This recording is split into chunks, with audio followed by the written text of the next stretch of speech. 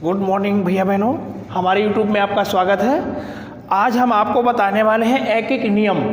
एक एक नियम क्या होता है? ये व्यवहारिक गणित होती है, और अगर आपको एक एक नियम नहीं आते हैं तो व्यवहारिक गणित ये जो होती है आपको बिल्कुल नहीं समझ में आएगी। इसलिए हमारे साथ 2 मिनट रुकिएगा और आपको ऐसा तरीका बताऊंगा जो आपके जीवन में हमेशा काम आएगा और आप कभी ना भूलने वाली ट्रिक है ये।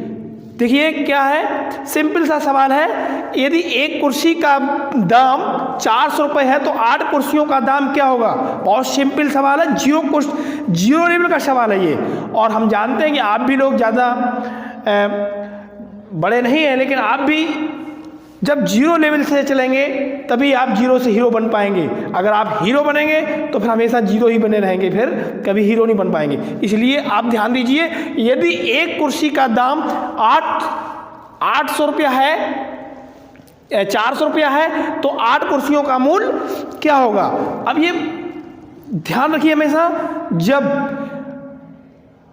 एक कुर्सी का मूल्य बता दिया गया है और उससे अधिक का पूछ रहा है तो हमेशा क्या करना है? मल्टीप्लाई करना है। कभी भी ऐसा हो सकता है आपके घर में दूध आता है, कभी हिसाब लगाना है, कभी बाजार गए, आपने चीनी का मूल्य पूछ दिया कि उसने बता दिया 1 किलो चीनी 40 रुपए की है, आपको लेनी 5 किलो, तो आप 5 किलो का हिसाब लगा ही नहीं पाओगे। इसलिए आज हम आपके सामने वही व्यवहारिक गणित लेकर आए हैं, वही एक एक नियम लेकर आए हैं, जिनको आज आप ध्यान से सुनिए। जैसे लिखा है, यदि एक कुर्सी का मूल्य, तो हम क्या करेंगे? एक कुर्सी का मूल्य कितना है भैया? एक कुर्सी का मूल्य कितना है आपके पास? 400 रुपये है। तो आपको 8 कुर्सी लेनी है। 8 कुर्सी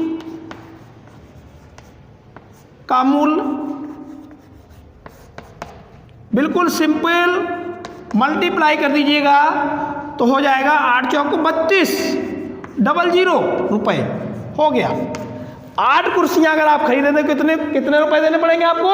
32 रुपये, 3200।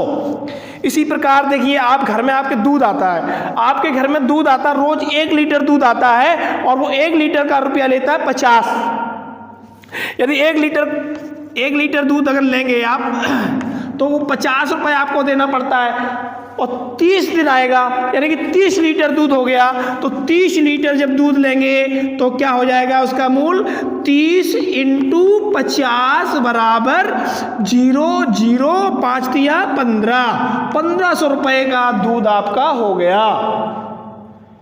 सीधी सी बात है, यदि एक वस्तु का मूल्य बता के उससे अधिक वस्तु का मूल्य पूछा जाए तो हमको मल्टीप्लाई करना है। मल्टीप्लाई किसमें करना है? दी गई वस्तु के मूल्य में और दी गई वस्तुओं की संख्या में। हो गया ना सवाल? सिंपल सवाल।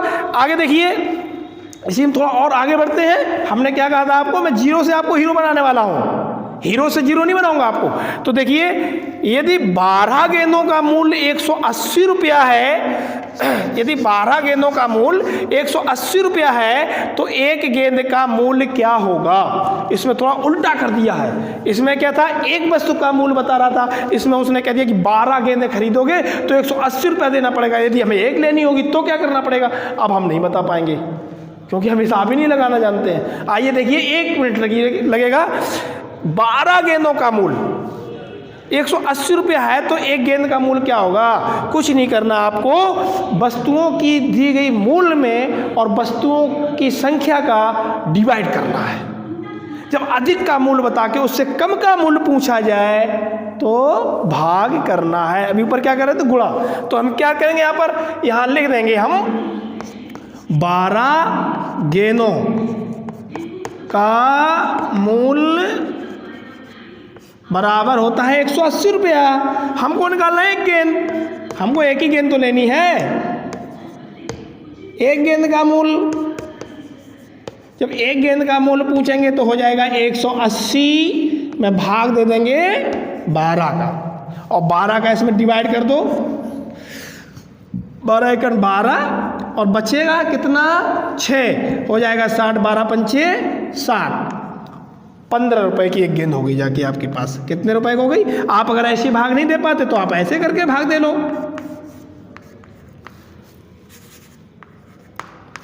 12 एकड़ 12, 6, 12 पंचे 60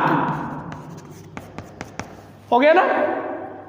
अधिक का मूल बता के यदि आप बाजार में गए, उन्होंने कहा 5 किलो चीनी कितने की होगी, तो उसने बता दिया कि 5 किलो चीनी आपकी, उन्होंने कहा 5 किलो चीनी जो आपने ली है, चीनी 5 किलो चीनी उसने कहा 200 रुपये की हो गई। कितने को हो गई जाके? 200 रुपये की। अब आपको लेनी कितनी है? आपको लेनी है 1 किलो। अब आप 1 किलो की क्या करना पड़ेगा, तो यहाँ लिख दो 1 किलो में क्या करेंगे, 5 का भाग दे, 2 का भाग दे दो 200 में 5 का भाग दे दो, 5 चौको 20, बची क्या 0, 40 रुपए की हो गई।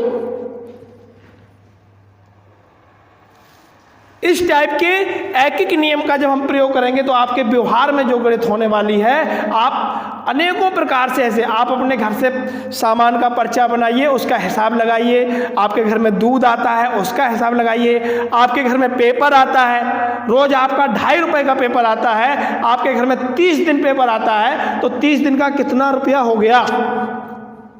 या मान लीजिए आपने पूरा पेमेंट किया, उसका पेमेंट हो गया जाके, मान लीजिए उसने कहा कि हमारा रुपया हुआ जाके 90 रुपये हुआ, आपने 90 रुपये 1 महीने का दिया पेपर वाले को, तो आपका 1 दिन का कितना बना, तो क्या करना पड़ेगा, 90 में भाग देना पड़ेगा। कितने का? जितने दिन में आपका पेमेंट हुआ है 90 में भाग दे दो 30 का। या आपको ये पता है कि 1 दिन मेरे घर में 3 रुपए का पेपर आता है, तो 30 दिन में कितने का हो गया जाके। इसी प्रकार से आप घर में इन सवालों के बारे में चर्चा करेंगे। आज आपको मैंने 2 लेवल के सवाल बताए हैं, एक वस्तु का मूल से अधिक वस्तुओं का मूल ज्ञात करना, और अधिक वस्तुओं का मूल ज्ञात होने पर एक वस्तु का मूल ज्ञात कैसे करते हैं। एक बार फिर बता दे रहा हूँ, एक बार सुन लीजिए ध्यान से। यदि एक वस्तु का मूल्य ज्ञात है और 80 अधिक का पूछा जाए तो गुणा कर देते हैं, और यदि अधिक वस्तुओं का मूल्य ज्ञात है, एक वस्तु का पूछा जाए तो दोनों का आपस में भाग कर देते हैं। अब नेक्स्ट वीडियो में हम आपको बताएंगे अधिक वस्तुओं का मूल्य ज्ञात होने पर उससे अधिक या उससे कम का पूछा जाए तो कैसे ज्ञात करते हैं। ये आपको नेक्स्ट वीडियो में देखने को मिलेगा, और नेक्स्ट वीडियो तब देखने को मिलेगा जब इस चैनल को आप सब्सक्राइब कर देंगे, साथ ही साथ में बेल आइकन बटन पर क्लिक करेंगे, ताकि अगली वीडियो जब बने तो सबसे पहले आपके पास नोटिफिकेशन आ सके। धन्यवाद। लाइक करना नहीं भूलिएगा।